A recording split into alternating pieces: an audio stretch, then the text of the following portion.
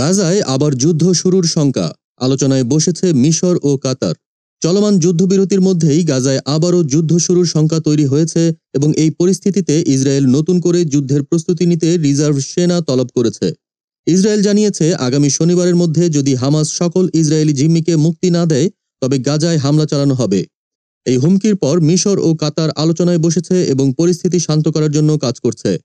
১৩ ফেব্রুয়ারি আল জাজিরার প্রতিবেদন অনুযায়ী যুদ্ধবিরতি বজায় রাখার জন্য মিশরের কায়রোতে হামাসের শীর্ষ নেতাদের সঙ্গে আলোচনা শুরু করেছে মধ্যস্থতাকারী দেশ মিশর ও কাতার।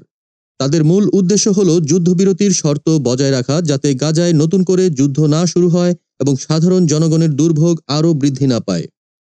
গাজার ভবিষ্যৎ নিয়ে ট্রাম্পের পরিকল্পনার বিরোধিতা পুনর্ব্যক্ত করেছে বেশ কয়েকটি দেশ।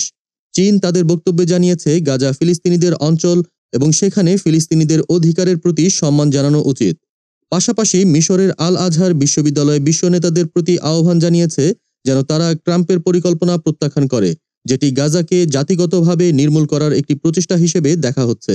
এদিকে হামাস জোরপূর্বক বাস্তুচ্যুতি এবং গাজায় চলমান সংকটের বিরুদ্ধে বিশ্বব্যাপী বিশাল বিক্ষোভের ডাক দিয়েছে।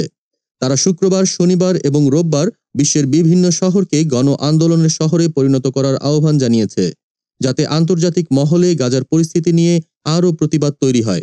একই সাথে হামাস ইসরায়েলের বন্দীদের মুক্তি দেওয়ার ইতিবাচক সংকেতও দিয়েছে, যা শান্তির পথে একটি সম্ভাব্য পদক্ষেপ হতে পারে। জর্ডানের বাদশাহ দ্বিতীয় আবদুল্লাহ বলেছেন, ফিলিস্তিনিদের বৈধ অধিকার এবং দ্বিরাষ্ট্রীয় সমাধান বাস্তবায়ন না হলে আঞ্চলিক স্থিতিশীলতা অর্জন সম্ভব নয়। তার মতে গাজার পরিস্থিতি সুরাহা করতে হলে ফিলিস্তিনিদের অধিকার পূর্ণভাবে নিশ্চিত করা প্রয়োজন এবং ইসরায়েল ও ফিলিস্তিনির মধ্যে সমঝোতা দরকার। এই সংকটের মধ্যে আন্তর্জাতিক সম্প্রদায়ের জন্য বড় চ্যালেঞ্জ হয়ে দাঁড়িয়েছে যুদ্ধবিরতি বজায় রাখা এবং মানবিক সংকট এড়ানো। দেশজগৎ ইন্টারন্যাশনাল ডেস্ক।